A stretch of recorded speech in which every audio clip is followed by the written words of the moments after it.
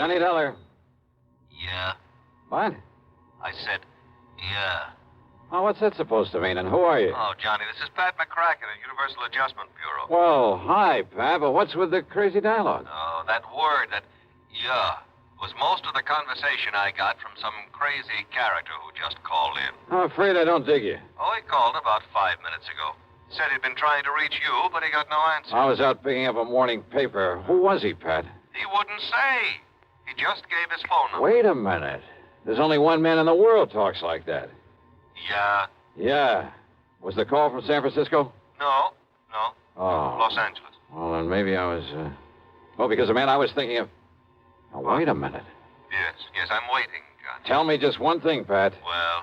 Have any of your insurance companies been having to pay off on any big fires lately? I mean, out in Los Angeles?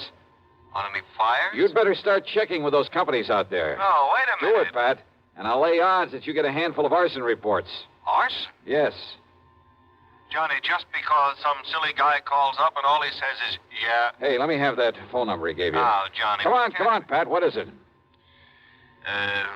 Hollywood 8, 3142. Okay, now you go ahead and check with your West Coast insurance company. Johnny. And get ready to pay my expense account to Los Angeles. Are you kidding? Are you trying to tell me that the way some jerk says yeah means arson on the West Coast? Now, don't be silly. You, want to bet? Oh, Johnny. Pat, I'll call you back.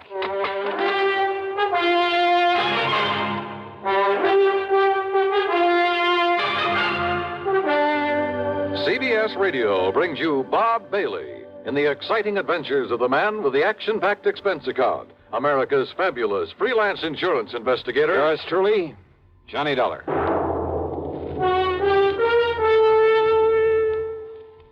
And now, Act One of yours truly, Johnny Dollar.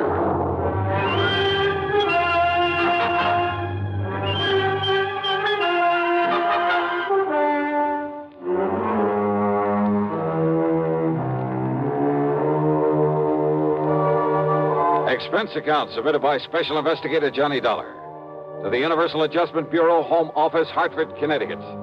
Following is an account of expenses incurred during my investigation of the Burning Desire matter.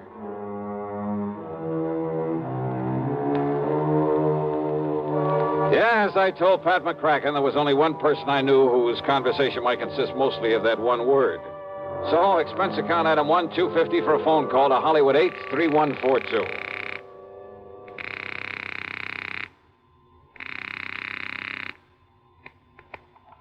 Hello? Hello? Yeah? Yeah, I thought so. Yeah? Smokey Sullivan. Well? Smokey, this is Johnny Dollar. Yeah? Hey, you tried to call me here in Hartford. I was out. You called Universal Adjustment Bureau. I got the message. Here I am. Yeah, Johnny.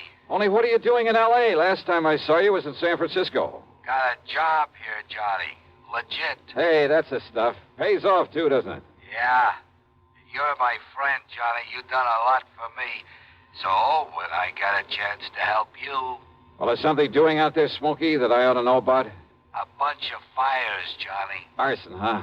Yeah. Is there insurance involved? Why else anybody use a torch? Yeah, you got a point there. But do you have any lead on whoever is behind the fires? Yeah. So you better come out here, Johnny. Okay, the first plane I can get. Where'll I find you? 322 South Equity Avenue. South Equity. Okay, Smokey, I'll be there. Yeah. Uh-huh. Now I'll call to Pat McCracken, pack my bag, and... Johnny Dollar. Oh, Johnny, thank goodness. Pat? Yes. I was just about to pack up and call don't you ever get off that phone of yours? I was talking to the guy who Listen to me. Johnny, you were right. Only reason that nobody smelled a rat is because a different insurance company was stuck with each of those fires out there. So until I called them to give me a report. Oh, and listen. I'm listening, Pat. According to the L.A. police, every one of them could have been arson. Okay, I'll grab the first 7 plane. of them in a row, Johnny, that we know about so far. I mean, I haven't got the reports in yet from all the companies, and I'm also waiting for another report from the police. Now, Johnny, your best contact out there. That I've already got. What? Yeah. Oh, you mean that character who called us up? Yeah. Look, will you please tell me, who is he? What does he know about this? Universal Adjustment putting the old expense account on this? Yes, of course. Then I'll give it all to you in the usual report. See you. Oh, now, Johnny, listen. Sorry, Pat, I gotta catch a plane.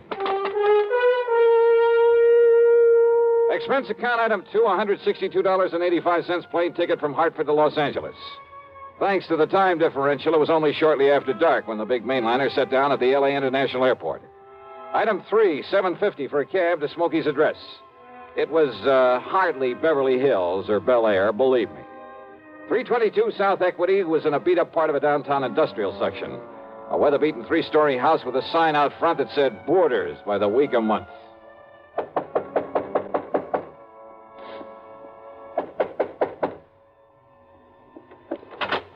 Yeah, who are you? Well, my name is... Just what's a fancy dresser like you want around a place like this, huh? Well? I'm looking for a man by the name of Smokey Sullivan. I understand he lives here. That's right. Are you the man he said he was expecting? That's right. My name is Johnny Dollar. Well, he didn't tell me what the name was, but if you're sure he was expecting... I'm sure. Now, where is his room? I don't know. Where is his room, please? Well, it's up on the second floor. It's just to the right after you get up the stairs. Okay, but now, thank look, you very much. Well, now maybe you'd better... It's all right, I'll find it. Thanks a lot. No, what I mean is, I thought you'd already come. What I mean is...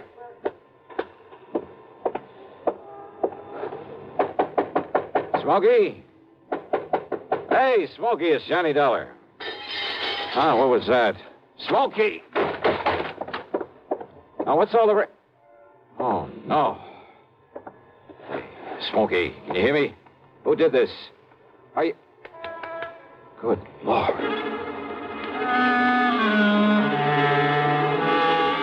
Smokey had really had it.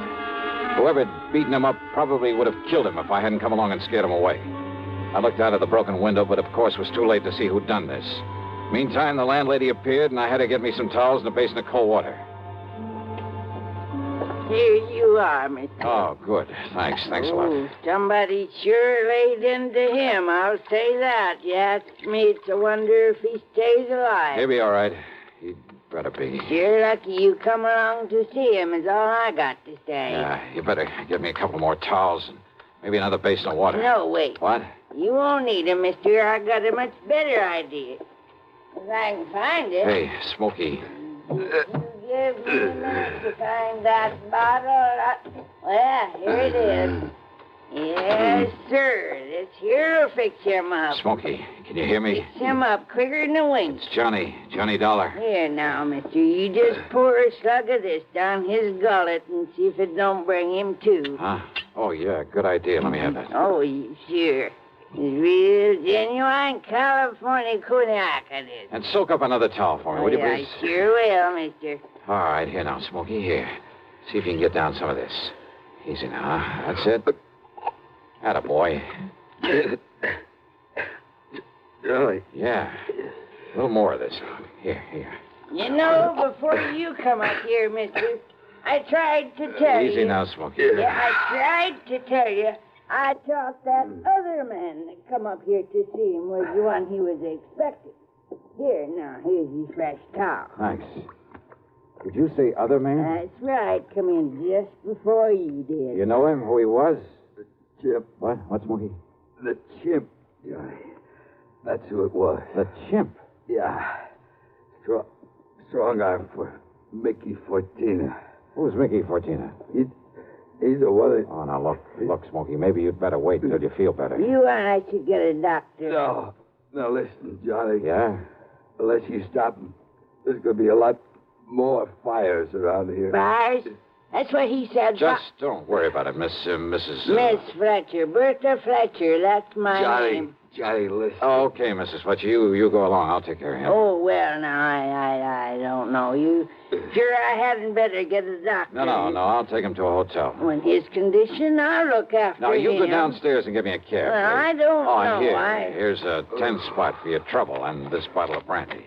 Oh, well, thanks. You're a gent. Go ahead, please. Oh, yes, sir. Anything you say. Johnny. Yeah. You gotta listen to me. Yeah, go ahead. You had come up the stairs, scared him off. The chimp might have killed me. Well, he won't get to you again. I'm going to take you out of this place. Somebody must have tipped off Mickey Fortina. Must have known I'd put in that call to you. So listen, Johnny. Later, Smokey, after I get you out of here.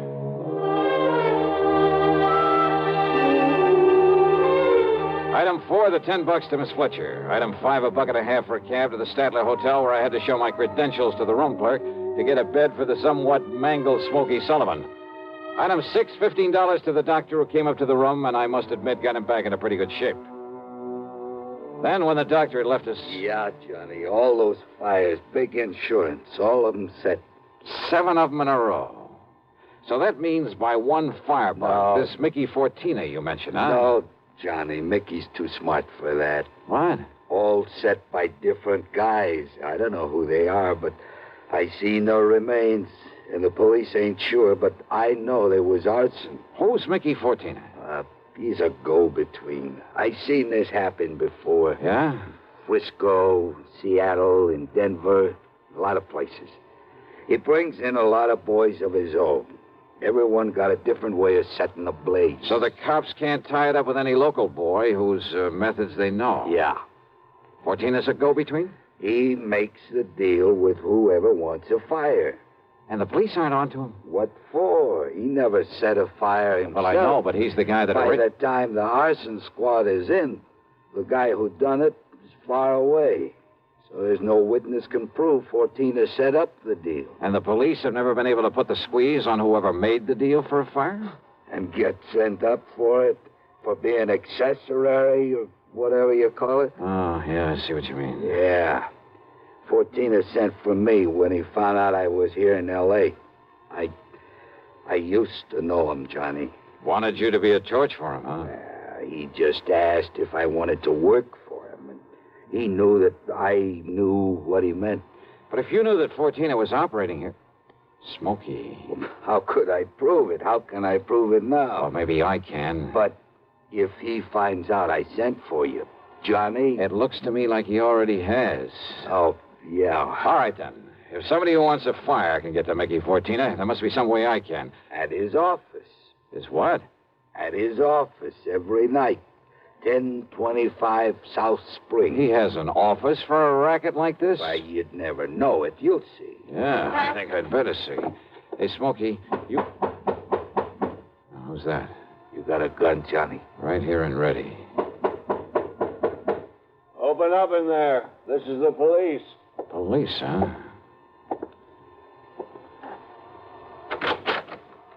Well, surprise. It is the police. The room clerk reported a man was brought in here who... Johnny! Yeah, Pat Nichols. Sergeant Nichols now, Johnny. Good. How are you, boy? Now, wait a minute. Is this the man you brought in here? Smokey Sullivan? Listen, officer, Johnny, you think maybe Smokey is tied in with this string of fires out here? No, tell him, Johnny. No. You tell him, Smokey, anything you want. Well, now, look. You know I'm no good at talking to a cop, Yeah, well, Johnny. give it a try. And, Pat, be sure you stick around to keep an eye on him. What? Smokey may need a bodyguard. You. Huh? Yeah. Until after I've made a little business call. Johnny. Now, look, if you're out here because of those fires... Did I say I was? I didn't tell him anything like that, did I, Smokey? No, Johnny. And I see what you mean. Now listen, Just you two. stick around, Pat. I'll see you later. If I had told Pat where I was going, he might have wanted to come along. And a man in the uniform would hardly have helped in the plan I had for trapping Mickey Fortina. But you know something? Going over to see him alone was a big mistake. One I almost didn't live to regret.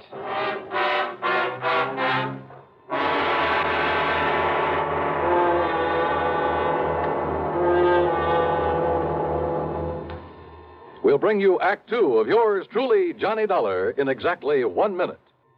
And now, Act Two of yours truly, Johnny Dollar, and the Burning Desire Matter.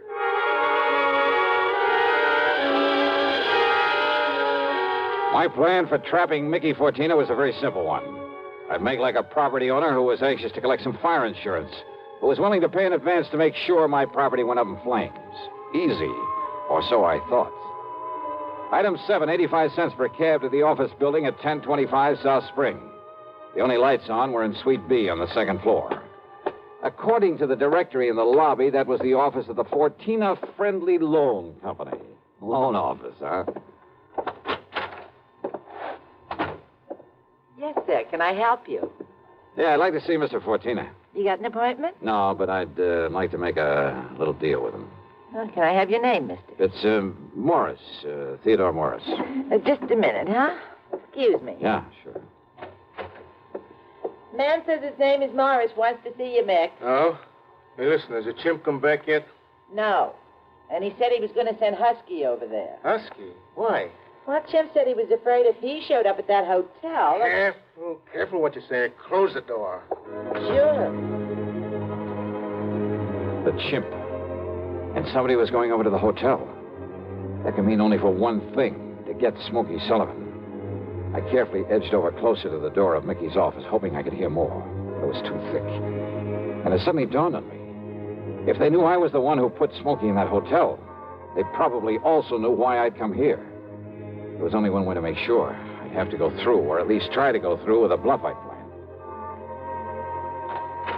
Oh, sorry to keep you waiting, Mr. Morris, is it? Yeah, that's right, Mr. Fortina. Ted Morris. Oh, Mary, when he gets here, send him in. Sure, Mick. Come in, please. Sit down. Yeah, surely. Thanks a lot. All right, I'll get right to the point, Mr. Fortina. Oh, by all means do, Mr. Morris. Well, I own a big shoe store over on North La Brea. Yes? Well, business has been pretty bad. Lately, I've been losing a lot of money. Too much stock on hand, big inventory and hardest. Well, if it's good merchandise, I see no reason why we can't arrange a loan for you. Yeah, well, a loan? Of course. What else? Well, listen, I carry a lot of insurance on not only the stock, but the building, too. Oh? How much, Mr. Morris? Well, it adds up to over $185,000. I see. It's very commendable. But why do you tell me about this insurance? Well, I said I'd get to the point. Now, listen.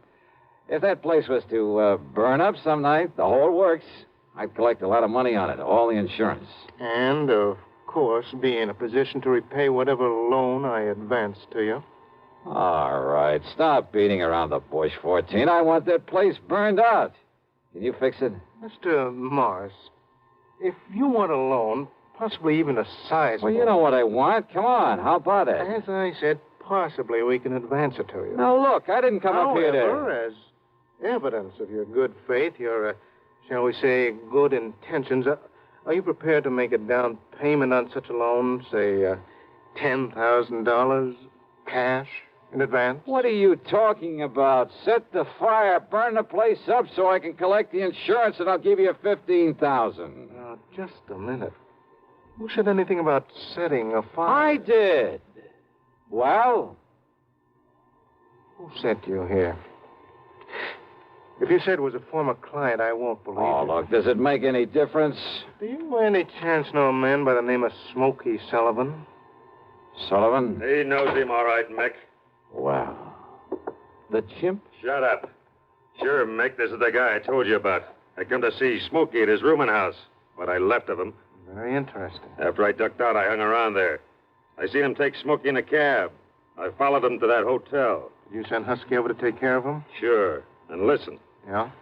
I don't know what name this guy gives you, but when he knocks on Smokey's door, he says it's Johnny Dollar. Dollar. Insurance ticket. Yeah, that's right, Mickey. All right. So maybe I do arrange another fire with you in it, Dollar. Mickey! There's a police car just pulled up in front! Go ahead, Chimp. Yeah, don't kill this dirty All right, now, Fortina, your turn. Don't move, Dollar. Reach for a gun and I pull this trigger. I see. Yeah. How are your eyes, Mickey? Can you see in the dark? What? Without this lamp in here? All righty. All right, you.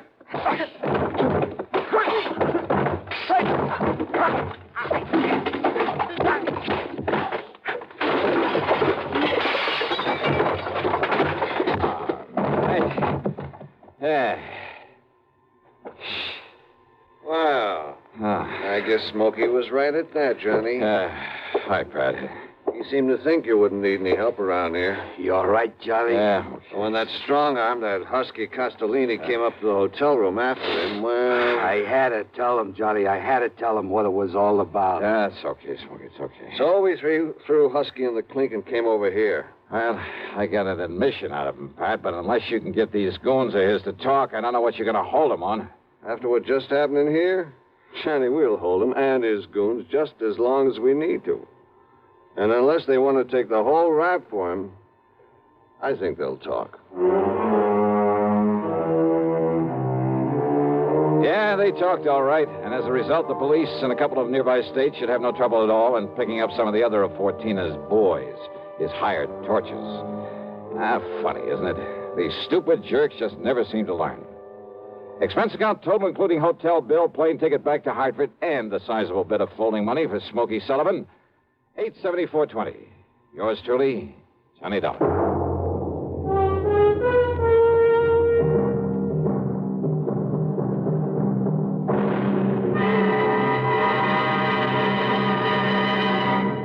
Now, here's a word from our star about the case he handles on next week's program. Thank you, Daniel. It's called the hapless ham matter. And yeah, you guessed it, the ham turns out to be an actor.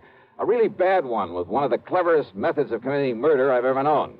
There's a lot of action, suspense in the story, and I think you'll like it. Who knows? Maybe if you listen closely, you'll be able to figure out his method even before I do. So join us, won't you? Yours truly, Johnny Dollar.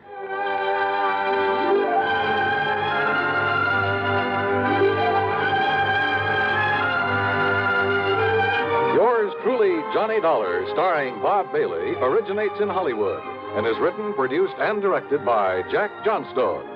Heard in our cast were Virginia Gregg, Gene Tatum, Lawrence Dobkin, Vic Perrin, Paul Duboff, Don Diamond, and Frank Gerstle.